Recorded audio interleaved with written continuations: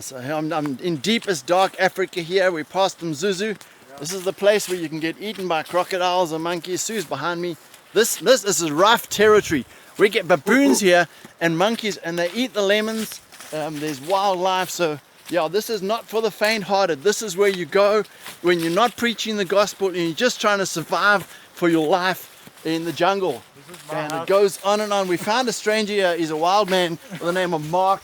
He eats off the land, and you can see how the fertilizer works on his beard.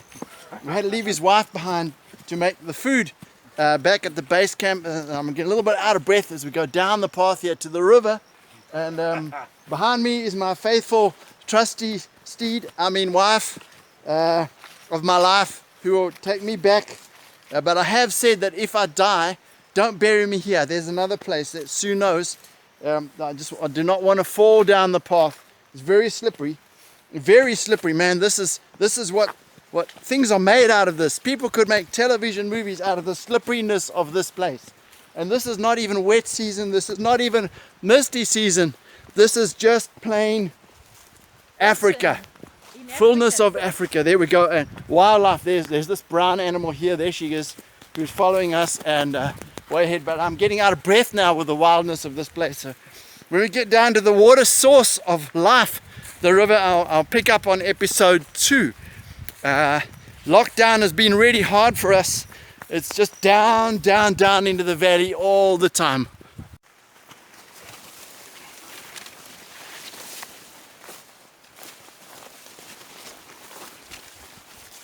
This is overgrown.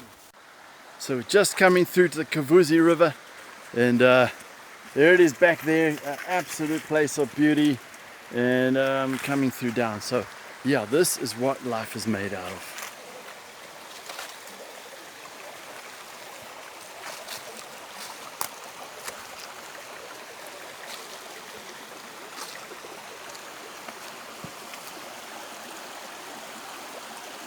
So there we go now, just coming up to the river, just walking up the path, thoroughly enjoying what we're doing, and just getting some break, and then we'll go through the farm a little later. So yeah, thanks for the catch up.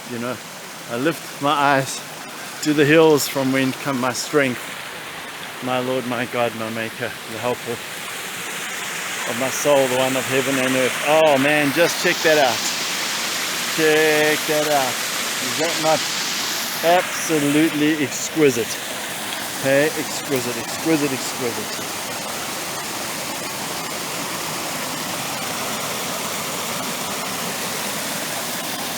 So there we go, coming up to the water pump the farm runs from, and this is old school. Look at that, just look at that. Just pumping water.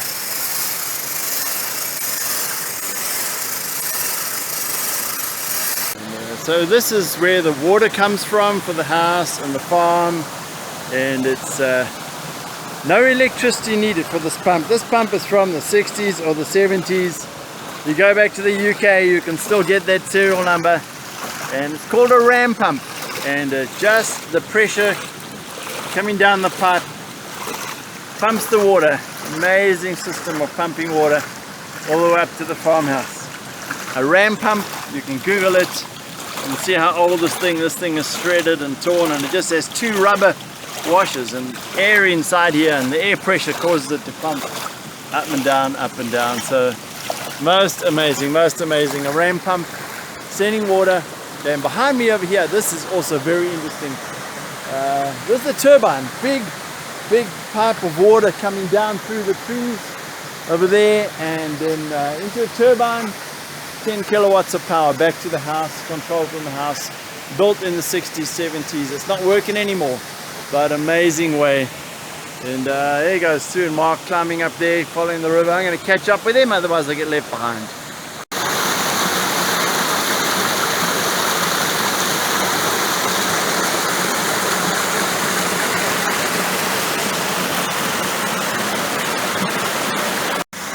He leads me beside still waters.